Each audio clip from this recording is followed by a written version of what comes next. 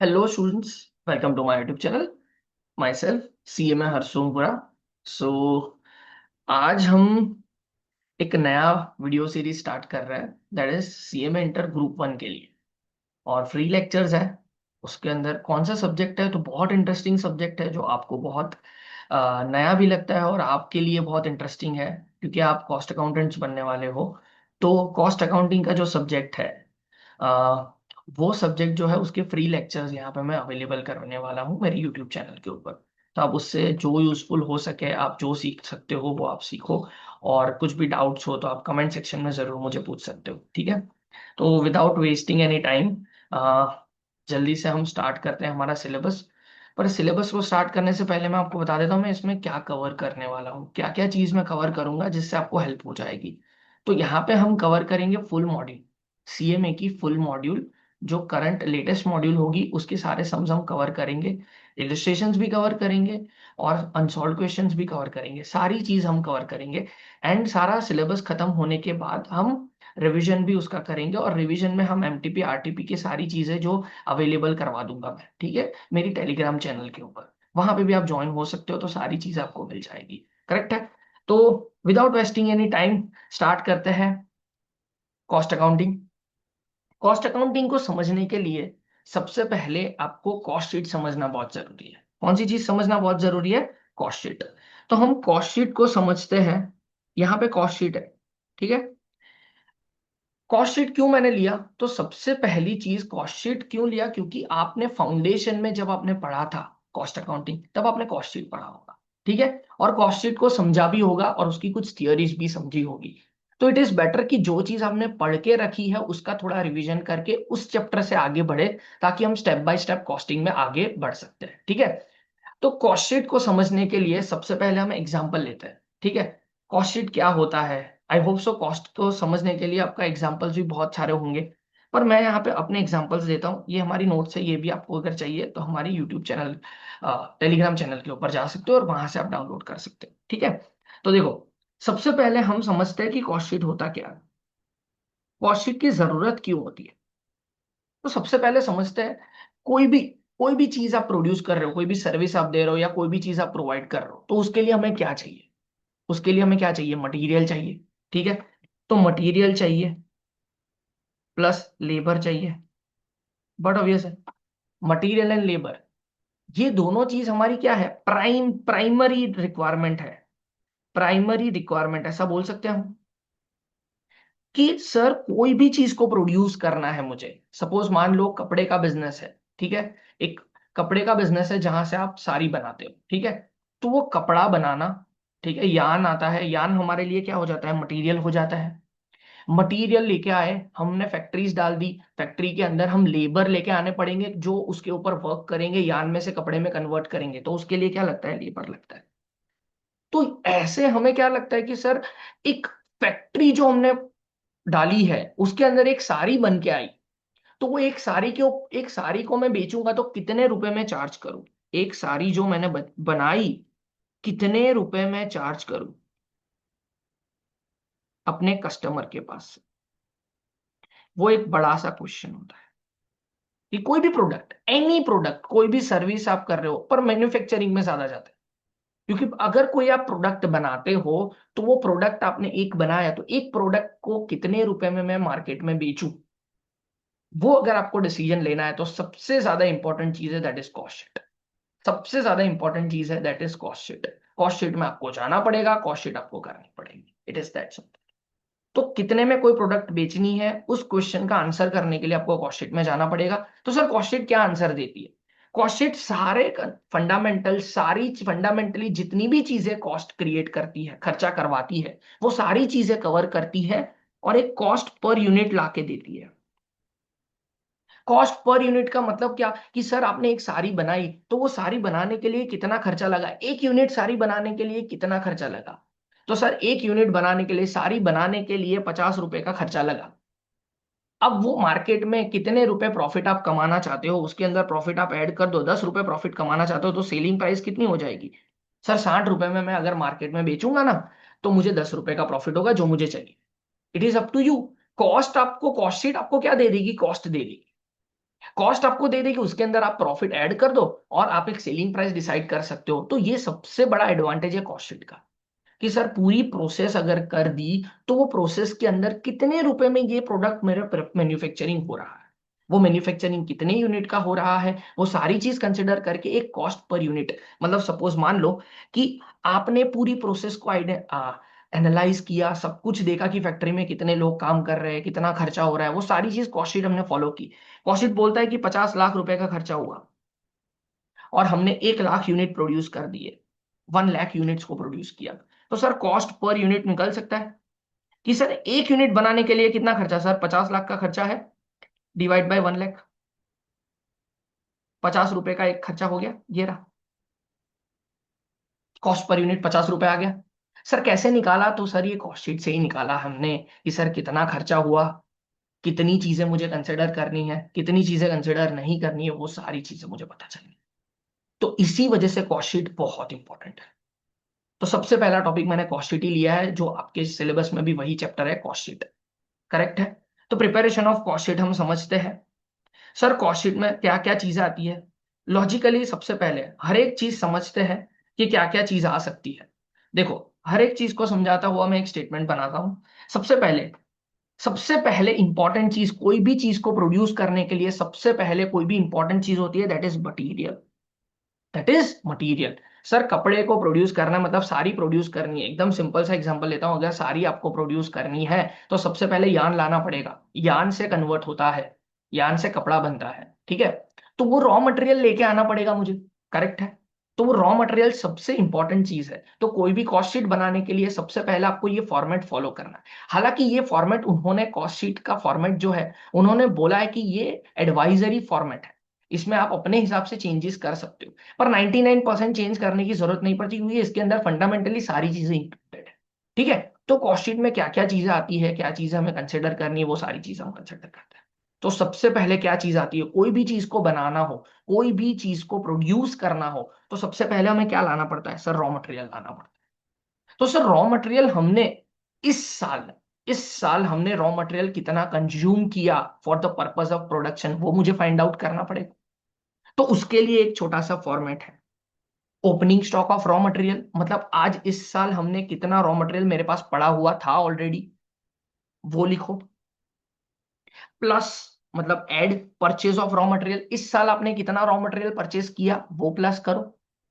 Direct charges plus कर दो related to raw material, मतलब raw material inward supply, inward carriage आता है, मतलब रॉ मटेरियल को हमारे नेसेसरी कंडीशन में लाने तक जितना आप खर्चा करते हो ना, उसके ऊपर वो सब भी प्लस करना पड़ता है। मतलब लॉजिकली समझो, तो सर रॉ मटेरियल हम अगर परचेस करते हैं, तो जहां से मैंने परचेस किया वहां से मेरी फैक्ट्री तक उसको लाने का खर्चा है, वो भी रॉ मटेरियल का ही खर्चा है, वो हमें कंसिडर करना पड़ेगा, वो भी हमारा रॉ मटेरियल का ही खर्चा है। तो उसको हमें क्या कंसिडर करना पड़ेगा, opening stock of raw material, उसके अंदर हमें परचेज ऑफ रॉ मटेरियल क्या करना है, प्लस कर देना है। उसके अंदर direct charges of related to raw material हमें क्या कर देना है, प्लस कर देना है। Direct charges related to raw material, ये मैंने समझाया कि रॉ मटेरियल परचेस करने के बाद उसको प्रोडक्शन यूनिट तक लाने तक के भी सारे खर्चे होते हैं ना, जो रॉ मटेरियल के ऊपर हम करते हैं, वो सारे खर्चे हम ऐड करते हैं। फिर इसमें से closing stock of raw material, मतलब इस साल हमने जो रॉ मटेरियल यूज नहीं किया वो माइनस कर दो, तो हमें मिल जाएगा रॉ मटेरियल कंज्यूम्ड, मतलब इस साल या इस प्रोडक्शन प्रोसेस के अंदर मैंने कितना रॉ मटेरियल यूज किया है, वो हमें पता चल गया। सर लॉजिकली बताओ नंबर्स के साथ, ठीक है, नंबर्स के साथ बता देता हूं क्या हो सकता है। सपोज मान लो रॉ मटेरियल 10 रुपए है, opening stock of raw material 10 रुपए का हमारे पास था, ठीक है, 10 रुपए का। हमने इस साल 50 रुपए का रॉ मटेरियल परचेज किया, वो परचेज करने के बाद उसके ऊपर 5 रुपए का खर्चा किया। करेक्ट है। मतलब समझ लो कि 50 + 5 + 10, मतलब 65 रुपीज का रॉ मटेरियल मेरे पास पड़ा हुआ है आज मेरी फैक्ट्री में, बोल सकते हैं ऐसा, हाँ सर। अब मैं इस साल का क्लोजिंग किया, तब मुझे पता चला कि 10 रुपए का रॉ मटेरियल अभी भी मेरे फैक्ट्री में पड़ा हुआ है, जो अभी यूज नहीं हुआ है for the purpose of production. Sir अगर प्रोडक्शन के पर्पज के लिए यूज नहीं हुआ है, तो सर मैं ऐसा मान सकता हूं कि 65 में से 10 रुपीज, मतलब 55 ही मेरे प्रोडक्शन में यूज हुआ, ऐसा मान सकते हैं कि नहीं। 55 रुपीज का क्लोजिंग स्टॉक में रॉ मटेरियल में यूज हुआ है, क्योंकि 10 रुपए का तो रॉ मटेरियल मेरे पास साइड में अभी भी पड़ा है, वो नेक्स्ट प्रोसेस में यूज होगा। तो आज मेरी जो प्रोसेस हुई, इस साल मेरा जितना प्रोडक्शन हुआ, जिस चीज के लिए मैं कॉस्ट शीट बनाना चाहता हूं उसके लिए कितना रॉ मटेरियल कंज्यूम हुआ, वो यहाँ पे 55 का दिख जाएगा कि नहीं दिख जाएगा? हाँ सर दिख जाएगा। It is that simple. Correct है कि वो दिखेगा ही दिखेगा। ओके।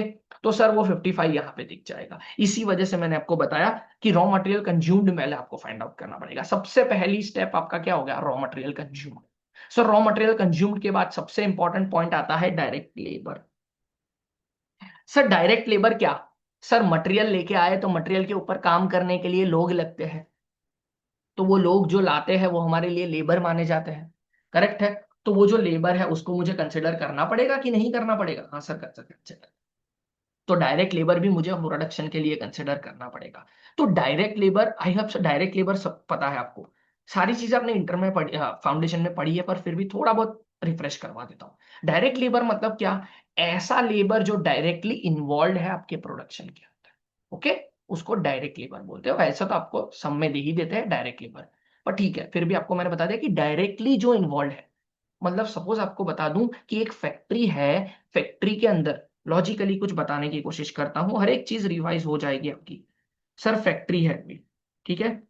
फैक्ट्री है आपकी, ऐसी बड़ी सी एक फैक्ट्री है, उसके अंदर ये 5 मशीन है, मान लेते हैं 5 मशीन है।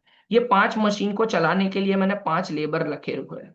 ये 5 मशीन के ऊपर क्या हो रहा है? प्रोडक्शन हो रहा है। करेक्ट है। और इसको मैनेज करने के लिए एक मैनेजर मैंने रखा हुआ है जो है फैक्ट्री मैनेजर।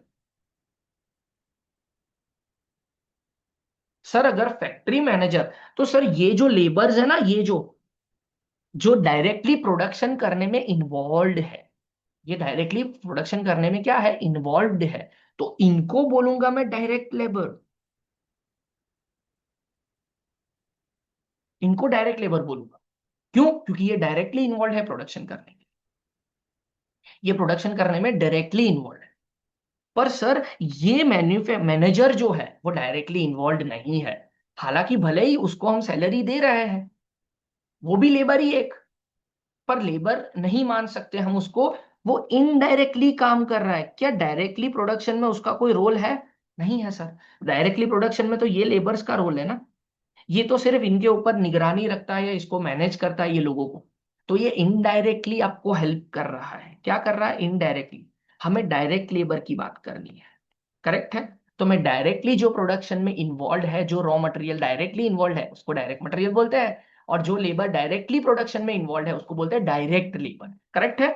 तो आई होप सो समझ आ रहा है ये चीज। अभी तक मैंने क्या समझाया? Sir direct material, raw material consumed find out करना है, उसके बाद आपको raw material sorry direct labour find out करना है, उसके बाद डायरेक्ट एक्सपेंसेस आपको फाइंड आउट करना है। सर डायरेक्ट एक्सपेंसेस क्या होते हैं? वो उसका एग्जांपल दो, उसको समझाओ। Direct expenses, sir direct expenses मतलब सिंपल बताओ ना, तो यहां पे एक लॉजिकली समझते हैं। सपोज ये प्रोडक्शन चल रहा है, ठीक है। अब यहाँ पे ये 5 मशीन के ऊपर कपड़े का प्रोडक्शन हो रहा है। तो वो कपड़े का एक डिजाइन होता है ना, वो कपड़े का डिजाइन जो होता है वो मैंने किसी और के पास डिजाइनिंग करवाया होता है। डिजाइनर के पास डिजाइनिंग करवाते हैं ना, हम थोड़ी प्रोफेशनल्स हैं, हम इन्वेस्ट करके बिजनेस कर सकते हैं। तो हमारे पास वो कपड़े की एक डिजाइन आती है। तो वो जो डिजाइन है, वो डायरेक्टली रिलेटेड है for the purpose of production. क्यों? क्योंकि वो डिजाइन के हिसाब से ही ये मशीन काम करेगा। ये मशीन में वो डिजाइन लगती है ना, एम्ब्रॉयडरी की डिजाइनिंग होती है, वो डिजाइनिंग का स्क्रीन होता है, वो स्क्रीन पे डिजाइन दिखती है कि इस तरह से ये बनेगा कपड़ा। तो वो डिजाइन हमने जो दिया, वो डिजाइन, सबसे इजी एग्जांपल डायरेक्ट एक्सपेंस का डिजाइन है, कि जो डिजाइन होता है वो डायरेक्ट एक्सपेंस है। करेक्ट है। वो डायरेक्टली रिलेटेड है for the purpose of production. इसी वजह से वो जो डिजाइनिंग का खर्चा है वो हम किस में डालेंगे? सर डायरेक्ट एक्सपेंस में डालेंगे।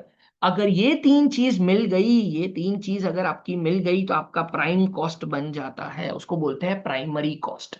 उसको क्या बोलते हैं? Primary cost. तो सर अभी तक हमने 4 चीजें सीखी। फर्स्ट चीज सीखी that is raw material consumed. Second चीज सीखी that is direct labour. Third चीज सीखी दैट इज डायरेक्ट एक्सपेंसेस।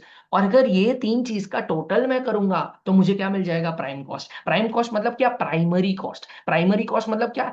ऐसा कॉस्ट जो प्रोडक्शन करने के लिए हरगिज इंपॉर्टेंट है। उसमें मैं कुछ भी कर दूं, अगर ऐसा करूं कि इसमें कोई चीज छोड़ दूं तो वो चीज मेरे लिए नल हो जाएगी।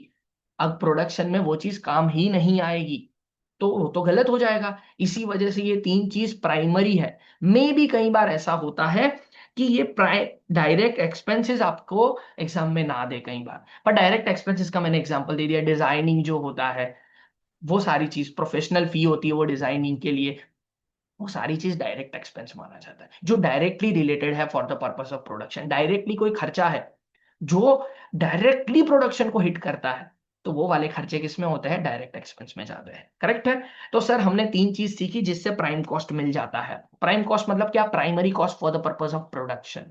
इसी वजह से उसको प्राइम कॉस्ट बोला जाता है। रट्टा नहीं मारना, हमें समझना है चीजों को। तो सर प्राइम कॉस्ट के अंदर अब हम क्या ऐड करेंगे? तो प्रोडक्शन ओवरहेड ऐड करेंगे। सर प्राइम कॉस्ट तो मिल गया, सर अब हमें समझाओ लॉजिकली। सर लॉजिकली समझते हैं वापस, यही फैक्ट्री है, फैक्ट्री में ही समझते हैं सारी चीजें। सर फैक्ट्री है, सॉरी सर ये फैक्ट्री है, तो ये फैक्ट्री के अंदर सर हमने तीन टाइप के खर्चे तो मैंने ऐड कर दिए। अब सर प्रोडक्शन ओवरहेड कौन सी चीज है जो ऐड करने की आप बात कर रहे हो? सर प्रोडक्शन ओवरहेड मतलब ये फैक्ट्री का जो भी खर्चा है, ये फैक्ट्री का रेंट है, ये फैक्ट्री का रेंट समझ लो। फिर ये सबको मैनेज करने के लिए एक सुपरवाइजर होता है। मैनेजर तो होता ही है, पर सुपरवाइजर भी होता है इस सबको मैनेज करने के लिए। तो फैक्ट्री को मैनेज करने के लिए मैं रेंट पे करता हूं, फैक्ट्री का rent.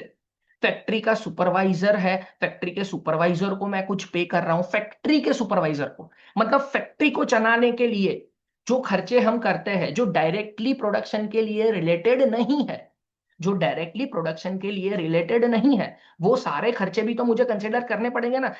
Those are part of my production process. जो मुझे प्रोडक्शन प्रोसेस में जरूरी है तो मुझे करना पड़ेगा ना, इट इज दैट सिंपल। तो वो भी तो मैं करूंगा, तो वो मुझे करना है यहाँ पे। तो इसी वजह से अब यहाँ पे फैक्ट्री में जो जो भी खर्चे जो इनडायरेक्टली मुझे हेल्प कर रहे हैं किस में? प्रोडक्शन में, वो सारे खर्चे में प्रोडक्शन ओवरहेड में कंसिडर करूंगा। उसको फैक्ट्री एक्सपेंस भी बोला जाता है, प्रोडक्शन ओवरहेड्स भी बोला जाता है, फैक्ट्री कॉस्ट भी बोला, फैक्ट्री ओवरहेड्स भी बोले जाते हैं। It is up to you, आप कैसे भी करो। ठीक है, पर प्रोडक्शन के रिलेटेड। दूसरा सर फैक्ट्री में ये मशीनरी होते हैं, वो मशीनरी का डेप्रीशिएशन होता है, ये भी किसमें जाता है? तो फैक्ट्री में जितने भी खर्चे जो डायरेक्टली इन्वॉल्व नहीं है प्रोडक्शन के अंदर, वो सारे खर्चे किसमें चले जाएंगे? इट इज दैट सिंपल, वो प्रोडक्शन ओवरहेड में या फैक्ट्री ओवरहेड्स में चले जाएंगे। ये मैंने लॉजिकली बता दिया। तो सर प्राइम कॉस्ट जैसे ही आपको मिल गया, प्राइम कॉस्ट के अंदर आपको क्या ऐड कर देना है? सर प्राइम कॉस्ट के अंदर मुझे प्रोडक्शन ओवरहेड्स ऐड कर देने हैं। तो मुझे क्या मिल जाएगा? वर्क्स कॉस्ट मिलेगा या फैक्ट्री कॉस्ट मिलेगा या ग्रॉस कॉस्ट मिलेगा? थोड़ा ध्यान से समझना ये चीज क्या बोल रहे हो सर। तो थोड़ा ध्यान से समझो, ये फैक्ट्री है, ये फैक्ट्री है। आप बोलोगे सर हाँ इजीली स्टोरी से समझ आ रहा है। सर ये फैक्ट्री है, ये फैक्ट्री है, ये फैक्ट्री के अंदर मैंने डायरेक्ट मटेरियल लगा दिया, सर डायरेक्ट लेबर भी लगा दिए मैंने। ठीक है, उसके बाद फैक्ट्री के रिलेटेड जितने भी खर्चे हैं वो सारे मैं ऐड कर दूं, तो मुझे क्या खर्चा मिल जाएगा? फैक्ट्री का कॉस्ट मिल जाएगा कि नहीं? कि पूरी फैक्ट्री लगाने का, पूरी फैक्ट्री को चलाने का खर्चा क्या है मेरा, तो वो पूरा उसको मैं फैक्ट्री कॉस्ट बोल सकता हूँ कि नहीं बोल सकता? हाँ सर बोल सकते हो कि वो पूरा का पूरा मेरा फैक्ट्री कॉस्ट है। तो ये चीज मैं फैक्ट्री कॉस्ट में कंसिडर कर सकता हूँ। तो ये फैक्ट्री कॉस्ट अगर है तो फैक्ट्री कॉस्ट कंसिडर कर लो आप। ठीक है, करेक्ट। तो फैक्ट्री कॉस्ट मैं ले सकता हूं। तो इसी वजह से direct raw material consumed plus direct labour plus direct expense तो प्राइम कॉस्ट मिलता है। प्राइम कॉस्ट के अंदर फैक्ट्री के रिलेटेड जितने भी खर्चे हैं, फैक्ट्री एक्सपेंसेस या प्रोडक्शन ओवरहेड्स आप ऐड करते हो तो आपको क्या मिलता है? Works cost. फैक्ट्री ओवरहेड्स का दूसरा नाम है, फैक्ट्री कॉस्ट का दूसरा नाम है क्या? Works cost. Works cost, factory cost या ग्रॉस फैक्ट्री कॉस्ट ऐसा बोल सकते हो आप। क्या बोल सकते हो? Gross factory cost. Sir gross factory cost आ गया। सर अब थोड़ा लॉजिकली समझते हैं। सर ऐसा भी तो हो सकता है कि फैक्ट्री में इस साल प्रोडक्शन हो रहा है, फैक्ट्री में इस साल प्रोडक्शन हो रहा है, करेक्ट है। सर कुछ ऐसा भी तो होगा कि प्रीवियस ईयर में जब फैक्ट्री में काम चल रहा था तब कुछ प्रोडक्शन आधा अधूरा पड़ा था जो इस साल मैंने प्रोड्यूस करके बना दिया, या तो पिछले साल प्रोडक्शन करके रखा था वो बेचा नहीं हमने, या तो पिछले साल क्या था? वर्क इन प्रोग्रेस में था, ऐसा बोल सकता हूं। पिछले साल ऐसा बोल सकते हैं, ये प्रीवियस ईयर या ये करंट ईयर है। प्रीवियस ईयर में कोई चीज वर्क इन प्रोग्रेस में है, सपोज 60% बन गई है, तो बाकी का 40% वो कब बनेगी? करंट ईयर में बनेगा। करंट ईयर में 40% बनेगा, तो करंट ईयर में जैसे ही 40% बन गया तो करंट ईयर में वो 100% बन गया, है कि नहीं? करंट ईयर में 100% रेडी हो गया वो जो प्रोडक्शन था वो। हो सकता है ना कि प्रीवियस ईयर में ऐसा थोड़ी होता है कि जो चीज हमने स्टार्ट की वो प्रीवियस ईयर में प्रोडक्शन होके खत्म ही हो जाए, नहीं नहीं। कुछ चीजें ऐसी होती है जो वर्क इन प्रोग्रेस में रह जाती है। तो सर वो वर्क इन प्रोग्रेस भी तो हमें कंसिडर करना पड़ेगा। तो इसके लिए एक छोटा सा फॉर्मेट है, वो भी लॉजिकली हम समझते हैं। ठीक है, पहले फॉर्मेट पढ़ लेते हैं फिर लॉजिकली समझते हैं। क्या बोला उन्होंने? पहले आप opening stock of work in progress add कर दो। सर फैक्ट्री कॉस्ट आपका जो भी आ जाए ना उसके अंदर आप opening stock of work in progress क्या कर दो, ऐड कर दो। Sir opening stock of work in progress क्या होता है? सर ओपनिंग मतलब ये कि पिछले साल का जो भी बाकी था ये रहा। पिछले साल का जो 60% हमने कर लिया था, इस साल जैसे ही मैं उसका प्रोडक्शन चालू करूंगा तो इस साल का खर्चा उसके अंदर तो आ ही गया होगा। सर इस साल के फैक्ट्री कॉस्ट में ये 40% का खर्चा तो आ ही गया होगा ना। ये 40% का खर्चा तो इस साल के फैक्ट्री कॉस्ट में ही दिख गया होगा। पर ये प्रोडक्शन 100 पे दिखेगा इस साल। तो 100 में मुझे ये 60 भी तो ऐड करना पड़ेगा कि नहीं, 100 लाने के लिए। इसी वजह से उन्होंने ऐसा बोला कि प्रीवियस ईयर में जो क्लोजिंग पड़ा हुआ था ना, वो इस साल हम प्रोडक्शन करेंगे तो इस साल उसका 60 का खर्चा लिख दो। तो सर यहाँ पे ऐसा दिखेगा, देखो लॉजिकली कुछ बता रहा हूं, ना समझ आए तो फॉर्मेट तो लर्न कर ही सकते हो। सर यहाँ पे 60 दिखेगा, यहाँ पे 40 वाला दिखेगा, तो ये दोनों मिला के 100 हो गया कि नहीं? ये दोनों मिला के 100 हो गया ना, इसी वजह से। तो सर आपको क्या याद रखना है, फैक्ट्री कॉस्ट आए उसके अंदर opening stock of work in progress आपको ऐड कर देना है। और closing stock of work in progress मतलब इस साल कुछ प्रोडक्शन ऐसा है जो बाकी रह जाएगा। आधा काम चालू, आधा काम खत्म हुआ है, आधा काम नेक्स्ट ईयर होगा। तो वो वाले खर्चे जो है आपको क्या कर देना है, closing stock of work in progress आपको माइनस कर देना है। तो आपको क्या मिल जाएगा, वर्क्स कॉस्ट, वो भी नेट फैक्ट्री कॉस्ट मिल जाएगा, नेट फैक्ट्री कॉस्ट। देखो ये फॉर्मेट बहुत इंपॉर्टेंट है, फॉर्मेट परफेक्ट याद होगा तो सारी चीजें हो जाएगी, कुछ भी हो जाएगा, करेक्ट है। सर इतनी चीज है तो सबसे पहले हमने क्या सीखा sir, raw material consumed find out करना है। रॉ मटेरियल कंज्यूम कैसे फाइंड आउट करते हैं, opening stock of raw material plus purchase of raw material plus direct charges related to raw material less closing stock of raw material. तो raw material consumed आ जाता है। Raw material consume के अंदर direct labour हम add करते हैं, direct labour के अंदर हम डायरेक्ट एक्सपेंस ऐड करते हैं तो प्राइम कॉस्ट आ जाता है। प्राइम कॉस्ट के अंदर हम प्रोडक्शन ओवरहेड ऐड करते हैं तो क्या मिल जाता है, फैक्ट्री कॉस्ट, मतलब ग्रॉस फैक्ट्री कॉस्ट मिलता है, वर्क्स कॉस्ट मिलता है। ग्रॉस में हम opening stock of work in progress add करते हैं less closing stock of work in progress करते हैं, तो हमें works cost that is factory cost, net factory cost हमें क्या मिल जाता है, नेट फैक्ट्री कॉस्ट हमें मिल जाता है। करेक्ट है। उसके अंदर हम एडमिनिस्ट्रेटिव ओवरहेड्स हम ऐड करेंगे तो हमें क्या मिल जाएगा, कॉस्ट ऑफ प्रोडक्शन मिल जाएगा। क्या मिल जाएगा, कॉस्ट ऑफ प्रोडक्शन मिल जाएगा। सर एडमिनिस्ट्रेटिव ओवरहेड्स क्या होता है, अब सर हमें समझाओ सर। चलो आ जाओ जल्दी से वर्किंग में। देखो सर ये फैक्ट्री है, सर ये फैक्ट्री है, इसको समझाने के लिए थोड़ा रब कर देता हूँ यहाँ पे। सर ये फैक्ट्री है, ये फैक्ट्री को गवर्न करने के लिए या फैक्ट्री को चलाने के लिए एक छोटी सी ऑफिस तो लेनी पड़ती है ना आपको। ऐसा थोड़ी है कि फैक्ट्री में ही सारी चीजें होती है। तो इसके लिए एक छोटी सी ऑफिस होती है जो क्या करती है, इस ये फैक्ट्री में क्या क्या होगा, कैसे काम चलेगा, उसके डिसीजन मेकिंग कहाँ पे होते हैं, ऑफिस में। तो ये जो ऑफिस का खर्चा है ना, ये ऑफिस के अंदर फर्नीचर होगा, ये ऑफिस के अंदर एम्प्लॉयज होंगे, बट ऑब्वियस है ये डिसीजन लेंगे, बट ऑब्वियस है। तो सर यहाँ के जो डिसीजन मेकिंग करने के लिए ये जो ऑफिस बनाई है, ये ऑफिस के भी तो खर्चे मुझे कंसिडर करने पड़ेंगे, for the purpose of production ही है ना वो, तो ये भी हेल्प करने के लिए ही है ना, किसको, फैक्ट्री को हेल्प करने के लिए है। तो सर ये ऑफिस हमने जो रखी है इसके अंदर जो फर्नीचर है उसका डेप्रिसिएशन, मतलब ऑफिस के फर्नीचर का डेप्रिसिएशन उसमें आएगा। करेक्ट है। सर ऑफिस के एम्प्लॉयज की जो सैलरी है वो भी किसमें आएगी, ऑफिस एंड एडमिनिस्ट्रेशन ओवरहेड्स में आएगी। इसी वजह से इसको ऑफिस एंड एडमिनिस्ट्रेशन ओवरहेड्स बोला जाता है। ओवरहेड्स मतलब क्या, इनडायरेक्टली आपके प्रोडक्शन को जो चीज हेल्प कर रही है ना उसको ओवरहेड्स बोला जाता है। तो वो यहाँ पे बोला है कि फर्नीचर, एम्प्लॉयज, जो भी चीज है, फर्नीचर यहाँ पे ऐड कर दो, फर्नीचर का जो डेप्रिसिएशन है वो ऐड कर दो। एम्प्लॉयज है, एम्प्लॉयज की सैलरी आपको ऐड कर देनी है, वो सारी चीजें आपको ऐड कर देनी है। करेक्ट है। तो ये सारी चीजें अगर आप ऐड कर दोगे तो फिर आपको क्या कंसिडर करना पड़ेगा, वो आपका ऑफिस एंड एडमिनिस्ट्रेशन ओवरहेड्स है। तो सर यहाँ पे वही बोला है कि सर ऑफिस में जितने भी खर्चे आपके हुए, दैट इज एडमिनिस्ट्रेशन ओवरहेड्स आपके जितने भी हुए, वो आपको क्या कर देने हैं, ऐड कर देना है। जितने आपके ऑफिस के एडमिनिस्ट्रेशन खर्चे हुए वो सारी चीजें आपको ऐड कर देनी है। तो वो सारी चीजें जैसे ही ऐड करोगे तो आपका क्या मिल जाएगा, कॉस्ट ऑफ प्रोडक्शन मिलेगा। सर कॉस्ट ऑफ प्रोडक्शन का मतलब क्या, सर एक्चुअली प्रोडक्शन करने के लिए कितना खर्चा हुआ वो मुझे मिल गया, इस साल कितना प्रोडक्शन किया वो सारे प्रोडक्शन का जितना खर्चा है वो सारा मुझे मिल जाएगा, that is cost of production.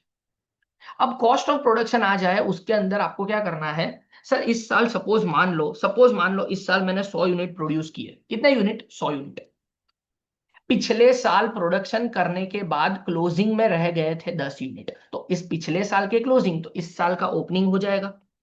मान लो इस साल मैंने 100 यूनिट बनाए, जो मैं लॉजिकली बता रहा हूं वो थोड़ा ध्यान से समझना। इस साल मैंने 100 यूनिट बनाए, पिछले साल जो मैंने प्रोडक्शन किया था वो यहाँ पे इस साल प्रोडक्शन होके कंप्लीट था, पर वो बिका नहीं था, तो इस साल मैं लेके आया उसको, तो उसको क्या बोलते हैं? Opening stock of finish goods. तो opening stock of finish goods 10 unit है मेरा। सपोज मान लेते हैं कि 100 यूनिट इस साल हमने प्रोड्यूस किया, 10 यूनिट पिछले साल का प्रोडक्शन करके रखा था, क्लोजिंग स्टॉक में था, तो वो 10 यूनिट है। तो टोटल हमारे पास कितने यूनिट है? 110 यूनिट है।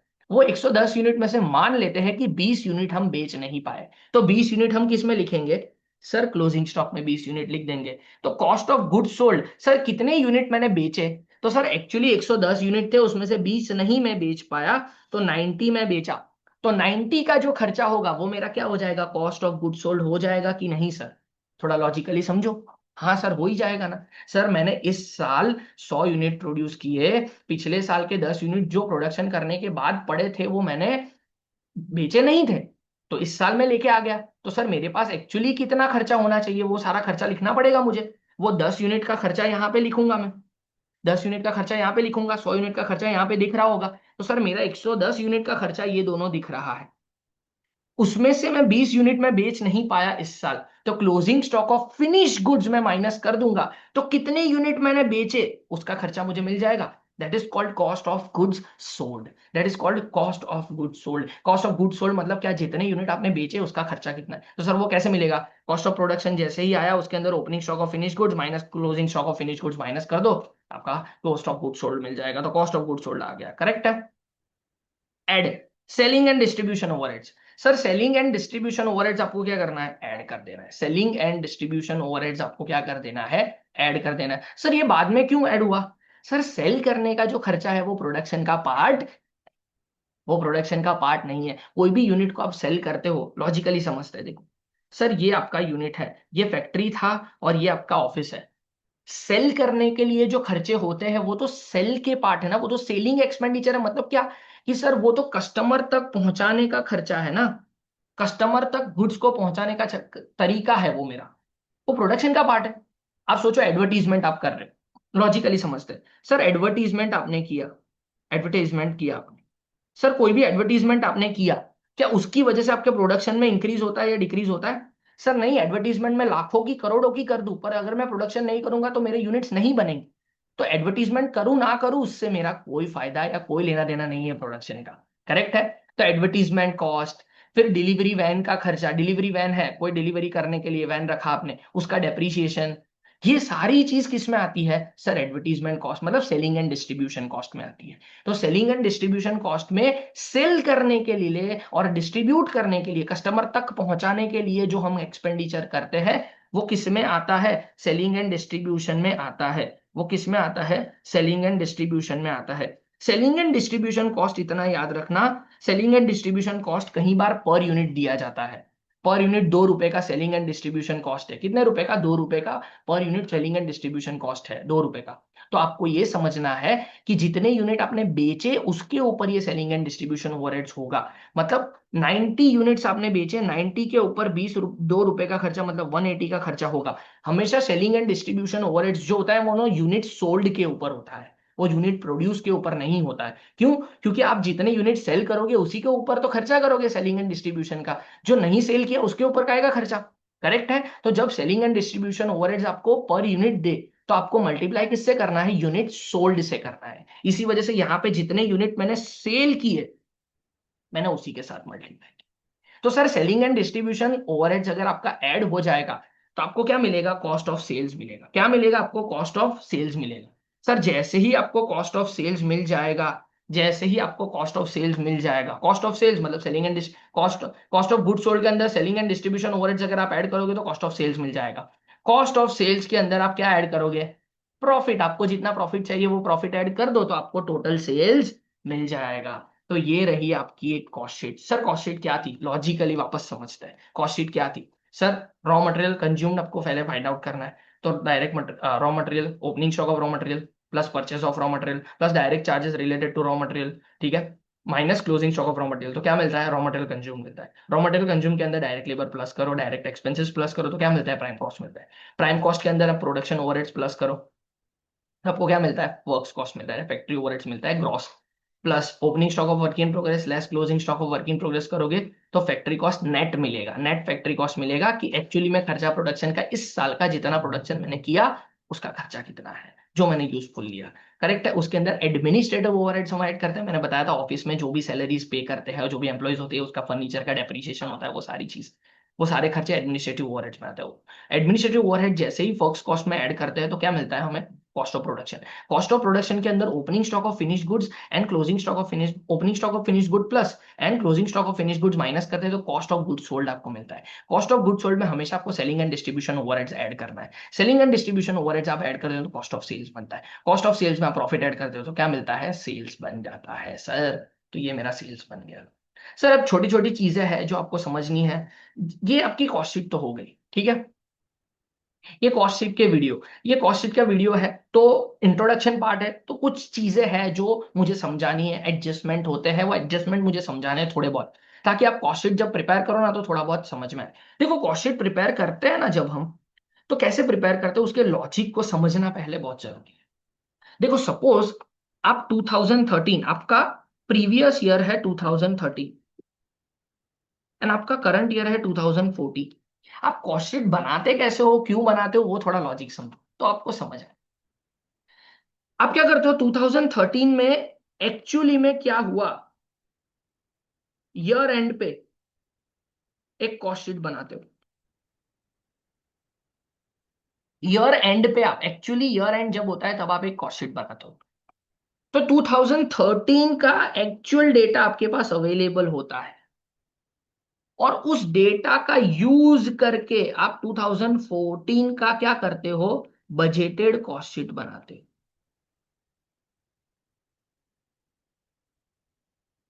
तो 2013 मतलब प्रीवियस ईयर की आप हमेशा कॉस्ट शीट जब बनाने का सम होगा ना, तो बिगर सम होगा ना, जो बड़ा सम होगा ना, उसके अंदर ऐसा बोलेंगे कि प्रीवियस ईयर की कॉस्ट शीट बनाओ और उसके बेस के ऊपर करंट ईयर की एक कॉस्ट शीट बनाओ। तो सर प्रीवियस ईयर का एक्चुअल डेटा आपके पास अवेलेबल होगा और करंट ईयर का आपके पास क्या होगा? Budgeted data. मतलब आप अंदाजा लगाओगे, आप एस्टिमेट करोगे कि इतना इतना खर्चा होगा, मटेरियल का इतना खर्चा बढ़ेगा। बट ऑब्वियसली आप सोचो कि सर हर एक चीज होती है, एक मटेरियल मैंने लिया, सपोज मान लो कि प्रीवियस ईयर में 2013 में जब मैंने मटेरियल लिया था तो 5 रुपी पर केजी था वो मटेरियल, 5 रुपी पर केजी वो मटेरियल था मेरा। अब मैं करंट ईयर में अगर उसको लेने जाऊंगा तो थोड़ा बहुत तो बढ़ेगा ना, एक साल का इन्फ्लेशन तो लगेगा ना। तो उसके हिसाब से आप करंट ईयर की एक एस्टिमेटेड कॉस्ट शीट बनाते हो। करेक्ट है। तो उसको करंट ईयर की balance sheet, sorry, cost sheet बोलते हैं। तो वो जो है, मान लो कि 5 से 10 रुपए हो गया, 10 रुपए पर केजी हो गया। तो सर इस साल जितना मटेरियल मैंने परचेस किया, कितना, सपोज मान लेते हैं कि 50,000 केजी मटेरियल मैंने इस साल परचेस किया, कंज्यूम किया 50,000, 50,000 इंटू 10 करूंगा। It is that simple.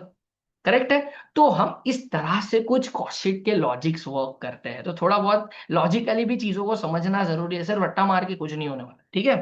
तो चलो आगे बढ़ते हैं। तो अब इसके अंदर एग्जांपल्स, एडजस्टमेंट कैसे आएंगे, मटेरियल के रिलेटेड एडजस्टमेंट क्या होंगे, डायरेक्ट लेबर के रिलेटेड एडजस्टमेंट क्या होंगे, वो समझाता हुआ एक, ये एक पार्ट है जो डिफरेंट एस्पेक्ट को समझाता है कि कॉस्ट शीट प्रिपेयर करते टाइम के ऊपर आपको दिमाग में क्या क्या रखना है। ये आपके सम को इजी बना देगा। इसी वजह से ये नोट्स में मैंने लिया हुआ है। करेक्ट है। बाकी कॉस्ट शीट भी एक सीधा सिंपल कॉस्ट शीट बना के भी मैं सम स्टार्ट कर सकता हूँ, पर मुझे ऐसा लगता है कि ये एडजस्टमेंट आपको थोड़े समझाना जरूरी है। देखो डिफरेंट एडजस्टमेंट जो आपको मिलेंगे वो कौन से हैं? सबसे पहला एडजस्टमेंट मिलेगा डायरेक्ट मटेरियल के रिलेटेड। डायरेक्ट मटेरियल के रिलेटेड एडजस्टमेंट क्या होगा?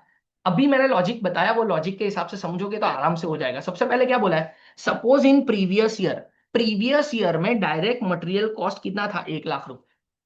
और यूनिट प्रोड्यूस कितना था? 1,000। करेक्ट है। कितना था? 1,000। अब बोला है in current year material prices increase by 10% and current year production 1,200 units. Sir ये इंफॉर्मेशन आपको सब में ही दे देंगे, ये इंफॉर्मेशन आपको सब में दे देंगे। करंट ईयर का खर्चा आपको खुद से निकालना है। तो डायरेक्ट मटेरियल बहुत सिंपल है। डायरेक्ट मटेरियल जो है ना, डायरेक्ट मटेरियल वो वेरिएबल है ना, वेरिएबल कॉस्ट है सर। डायरेक्ट मटेरियल जो है वो वेरिएबल कॉस्ट है। डायरेक्ट मटेरियल क्या है? Variable cost. Sir variable cost हमेशा चेंज होता है पर यूनिट, चेंज होता है पर यूनिट। कैसे चेंज होता है? Per unit change. तो सर डायरेक्ट लेबर को, डायरेक्ट मटेरियल को मुझे चेंज करना है तो कैसे करूं? बहुत सिंपल सा सवाल, देखो कैसे करना है। सर प्रीवियस ईयर में डायरेक्ट वेरिएबल कॉस्ट है ना, डायरेक्ट मटेरियल तो वेरिएबल कॉस्ट है, तो वेरिएबल कॉस्ट हमेशा आपको पर यूनिट निकालना पड़ता है, तो वो पर यूनिट निकालो पहले। पर यूनिट कितना खर्चा हुआ था प्रीवियस ईयर में मटेरियल का, वो निकालो। तो सर प्रीवियस ईयर में 1 लाख रुपए का खर्चा हुआ था, 1 लाख रुपए का खर्चा हुआ था, 1,000 यूनिट मैंने बनाए थे, 1,000 यूनिट मटेरियल का यूज किया था प्रोडक्ट पर्पज ऑफ प्रोडक्शन। तो प्रीवियस ईयर में कॉस्ट पर यूनिट कितना आया? तो सर प्रीवियस ईयर में कॉस्ट पर यूनिट निकालो तो 10 रुपए पर यूनिट आना चाहिए, है कि नहीं? 10 रुपए पर यूनिट होना चाहिए ना, 10 रुपए पर यूनिट। हाँ सर 10 रुपए पर यूनिट होना चाहिए। तो suppose in previous year direct material cost 1 lakh था, यूनिट प्रोड्यूस 1,000 था, तो 10 रुपए का पर यूनिट मेरा कॉस्ट, सॉरी 100 रुपए का पर यूनिट कॉस्ट होना चाहिए, सॉरी 100 रुपए का पर यूनिट कॉस्ट होना चाहिए। एक मटेरियल का 100 रुपए का खर्चा था। अब उन्होंने क्या बोला? सर करंट ईयर में कितना बढ़ा? सर करंट ईयर में 10% बढ़ गया। हमेशा वेरिएबल कॉस्ट जब भी कोई होता है ना, वेरिएबल कॉस्ट हमेशा चेंज होता है पर यूनिट, इतना याद रखो। Variable cost per unit change होता है। तो सर पर यूनिट हमने निकाल दिया 100 रुपए। पिछले साल में 100 रुपए का खर्चा था मटेरियल का, इस साल कितना बढ़ा? 10% से बढ़ा, तो इस साल प्लस 10% कर दो तो 110 रुपए का मटेरियल हो गया। ये देखो इंक्रीज्ड प्राइस मैंने निकाला हुआ है सर, इंक्रीज्ड प्राइस मैंने निकाला हुआ है। ये रहा कैसा? 1 लाख डिवाइड बाई 1000 किया तो 100 रुपए का खर्चा था, उसके अंदर मैं 10% बढ़ा दिया तो 110 रुपए पर यूनिट मेरा खर्चा हो जाएगा, क्योंकि वेरिएबल कॉस्ट हमेशा पर यूनिट चेंज। तो सर 110 रुपए का पर यूनिट का खर्चा हो गया। सर इस साल 110 रुपए पे मुझे पर केजी पर यूनिट मटेरियल पड़ेगा। इस साल मटेरियल जो पड़ेगा मुझे 110 रुपए पर केजी या पर यूनिट पड़ेगा। सर इस साल मैंने कितने यूनिट का यूज किया? 1200 यूनिट का यूज किया, करंट ईयर प्रोडक्शन 1200 यूनिट। तो सर प्रीवियस ईयर में मैंने यूनिट 1000 प्रोड्यूस किए थे, तब मेरा मटेरियल का कॉस्ट 100 रुपए था। इस साल 1200 यूनिट प्रोड्यूस किए और उसके ऊपर पर यूनिट का खर्चा कितना, पर यूनिट का खर्चा कितना था? 110 था, तो डायरेक्ट मटेरियल इस साल का कितना आ जाएगा? 1,32,000 रुपए। ये कुछ मटेरियल का एग्जाम्पल था, ये कुछ मटेरियल के रिलेटेड आपका एडजस्टमेंट था। आई होप सो समझ आ रहा है। वैसे ही डायरेक्ट लेबर का है। देखो डायरेक्ट लेबर बहुत ईजी है, डायरेक्ट लेबर में भी, डायरेक्ट लेबर में भी सर आपको ऐसा दे देंगे कि डायरेक्ट लेबर कॉस्ट, ये प्रीवियस ईयर का है, हाँ डायरेक्ट लेबर कॉस्ट 1000 है, यूनिट्स कितने प्रोड्यूस किए? 100। सर डायरेक्ट लेबर भी कौन सा खर्चा है? हर एक चीज बता देता हूँ, डायरेक्ट लेबर भी वेरिएबल कॉस्ट है, फुल्ली वेरिएबल कॉस्ट। हाँ वेरिएबल कॉस्ट कैसे चेंज होता है? चेंज पर यूनिट होता है, चेंज पर यूनिट होता है, चेंज पर यूनिट होता है। थोड़ा ध्यान से समझना, करेक्ट है? तो सर थोड़ा ध्यान से समझो, उन्होंने बोला डायरेक्ट लेबर कॉस्ट 1000 है, 1000 डिवाइड बाई यूनिट्स कितने हैं? 100। तो करंट, तो सर करंट ईयर का खर्चा, करंट ईयर का डायरेक्ट लेबर कॉस्ट कितना होगा? सर 1200। अब थोड़ा ध्यान से समझो, in current year labour rate will go up by 10% and increase overall efficiency by 10%। Sir ये दोनों चीज, दो दो चीज बोली सर, कैसे करें? थोड़ा ध्यान से समझो, कुछ नहीं है, ज्यादा ध्यान से, एकदम ध्यान से समझोगे तो हो जाएगा। देखो सबसे पहले हमें क्या निकालना है? मैंने बताया था कि पर यूनिट निकालना है हमें खर्चा। हमें वेरिएबल कॉस्ट है ना, मतलब हमें पर यूनिट कितना चेंज हुआ वो हमें समझना है। तो सर पहले पर यूनिट तो निकालो। तो पर यूनिट मैंने आपको बताया था कि 1000 खर्चा हुआ है, यूनिट कितना था प्रीवियस ईयर में? 100। तो सर कितने रुपए का खर्चा था प्रीवियस ईयर में? 10 रुपए पर यूनिट का खर्चा था। 10 रुपए पर यूनिट का खर्चा था कि नहीं? हाँ सर 10 रुपए पर यूनिट का खर्चा था। और इस साल कितना बढ़ गया खर्चा? सर करंट ईयर में लेबर रेट इंक्रीज हो गया 10% से, सर 10% से लेबर रेट इंक्रीज हो गया। तो सर पर यूनिट मेरा 10 रुपए का खर्चा था, उसमें 10% इंक्रीज हो गया, तो 11 रुपए पर यूनिट हो गया कि नहीं? पर यूनिट का खर्चा, variable cost per unit increase होता है, पर यूनिट कितना इंक्रीज हुआ? 10%। तो सर 11 रुपए पर यूनिट आपका खर्चा हो गया करंट ईयर का डायरेक्ट लेबर कॉस्ट। सर एक यूनिट बनाने का करंट ईयर में लेबर कॉस्ट 11 रुपए है, वो मैंने फाइंड आउट कर लिया, एकदम सिंपल है। अब सर कितने यूनिट करंटली बनाए? 1200। सर नॉर्मली अगर ये एडजस्टमेंट में ये पार्ट नहीं होता, ये पार्ट होता ही नहीं, तो सर करंटली हम क्या करते? सर 1200 यूनिट बनाए मैंने इस साल, मल्टीप्लाई बाई 11 रुपए, करेक्ट है कि नहीं? वो जो खर्चा आता था वो मैं लिख देता। पर सर उन्होंने एक और चीज भी बोली है। क्या बोला है? सर एक और चीज बोली है, उन्होंने ये बोला है कि सर करंट ईयर में इंक्रीज एफिशिएंसी, आपकी एफिशिएंसी भी 10% से इंक्रीज हुई। सर एफिशिएंसी 10% से इंक्रीज हुई ना, एफिशिएंसी का मतलब क्या?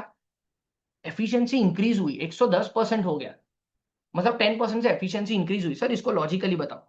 सर अगर एफिशिएंसी आपकी बढ़ती है ना, लॉजिकली समझो, अगर आपकी एफिशिएंसी बढ़ती है तो कम टाइम में आप ज्यादा काम कर लेते हो, मोर वर्क।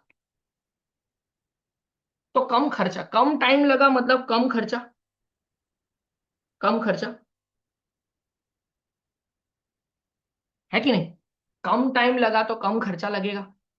तो इसी वजह से अगर आपकी एफिशिएंसी 10% से बढ़ गई, मतलब आप 110% की एफिशिएंसी पे काम कर रहे हो। एकदम सिंपल सा है। तो सर जब आपकी एफिशिएंसी हो ना, तो सर 12 × 11 ये हमारा खर्चा तो था, पर सर ये 110 पे था। ये एफिशिएंसी जब 110 मुझे 100 पे लेके आना है खर्चा। किस पे लेके आना है? 100 पे। सर कुछ नहीं करना है, ज्यादा कुछ नहीं सोचना है। अगर आपकी एफिशिएंसी इंक्रीज हो रही है 10% से, तो आपकी एफिशिएंसी 100 में 10 प्लस कर दो, मतलब आपकी करंट एफिशिएंसी कितनी है? 110% की एफिशिएंसी। कितनी हो गई? 110 की एफिशिएंसी। तो आपका करंट खर्चा जो आया उसको 110 से डिवाइड कर।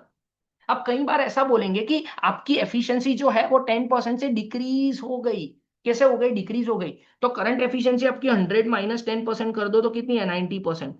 तो आपको 1200 इंटू 100 डिवाइड बाई 90% करना है, जो भी खर्चा है वो लिख दो। सर एफिशिएंसी कम हुई तो खर्चा बढ़ना चाहिए, और एफिशिएंसी बढ़ती है ना तो खर्चा कम होना चाहिए, इतना याद रखो। करेक्ट है? तो जो परसेंटेज आए उससे डिवाइड कर दो, आपकी एफिशिएंसी का जो परसेंटेज है उससे आपके करंट खर्चे को डिवाइड कर दो, आपका लेबर कॉस्ट मिल जाएगा आपको। बहुत ही सिंपल है, एकदम सिंपल से कर दिए। करेक्ट है? हालांकि इंप्लीमेंट जब करना आएगा तब तो बताऊंगा, पर ये कुछ इंट्रोडक्टरी पार्ट है कि आपको नया ना लगे चीज है। तो ये कुछ डायरेक्ट लेबर कॉस्ट है। Direct labour cost. फिर वेरिएबल ओवरहेड। देखो वेरिएबल ओवरहेड क्या है? वेरिएबल ओवरहेड्स मतलब सिंपल है, same as direct material cost, same adjustment. Direct material जो मैंने पढ़ाया ना वे सेम ही सेम, कुछ ज्यादा नहीं। करेक्ट है? फिर आता है fixed overhead. Sir fixed overhead में कैसे होता है? फिक्स्ड ओवरहेड फिक्स होता है। फिक्स्ड ओवरहेड हमेशा फिक्स रहता है, उसको यूनिट से कोई लेना देना। यूनिट इंक्रीज हो तो भी उतना रहेगा, यूनिट डिक्रीज हो तो भी उतना ही रहेगा। तो यूनिट से उसको चेंज नहीं करना है। तो फिक्स्ड ओवरहेड हमेशा टोटल अमाउंट पे चेंज होता है, टोटल अमाउंट पे चेंज होता है। Fixed overhead per unit change नहीं होता। देखो वेरिएबल कॉस्ट जो होता है वो पर यूनिट चेंज होता है, पर फिक्स्ड कॉस्ट जो होता है ना वो टोटल अमाउंट पे इंक्रीज होता है। तो सर इसका एग्जांपल दो ना, क्या है, कुछ कैसे आएगा? तो देखो ऐसा बोलेंगे कि प्रीवियस ईयर में आपका फिक्स्ड ओवरहेड कितना है? 1000 रुपए। आपने प्रीवियस ईयर में कितना यूनिट प्रोड्यूस किया? 100। आपको पर यूनिट करने की जरूरत नहीं है fixed cost. In current year fixed overhead increase by 10%। Fixed overhead कितने से इंक्रीज हुआ? 10%। फिक्स्ड ओवरहेड टोटल अमाउंट पे इंक्रीज होता है, पर यूनिट इंक्रीज होने की जरूरत नहीं। Variable cost per unit increase होता है, फिक्स्ड ओवरहेड तो टोटल इंक्रीज होता है ना। तो फिक्स्ड ओवरहेड टोटल इंक्रीज होता है, तो 1000 रुपए का खर्चा था, 10% इंक्रीज हुआ तो कितना हो गया? 1100 रुपए। तो करंट ईयर में जब आप फिक्स्ड ओवरहेड लिखोगे वो 1100 लिख दोगे सीधा। फिक्स्ड ओवरहेड हमेशा टोटल पे चेंज होता है, इतना याद रखना, पर यूनिट चेंज नहीं होता। वेरिएबल कॉस्ट हमेशा पर यूनिट चेंज होता है। वेरिएबल कॉस्ट हमेशा पर यूनिट। तो ये कुछ आपका क्या था? इंट्रोडक्टरी पार्ट था। ये इंट्रोडक्टरी पार्ट अगर आप अच्छे से देख लोगे तो आपका सम वाला पार्ट जो है वो थोड़ा इजी हो जाएगा, आपके लिए बहुत ज्यादा इजी हो जाएगा। करेक्ट है? तो नेक्स्ट वीडियो में हम सम के साथ मिलते हैं, मॉड्यूल के सारे सम्स हम कवर करेंगे। पॉसिबली जितनी चीजें हम कवर करना चाहते हैं उतनी चीजें हम ये वीडियो लेक्चर्स के वीडियो सीरीज के थ्रू मैं कवर करवाने की कोशिश करूँ। ठीक है? Thank you so much. We shall meet in the next video. Thanks a lot.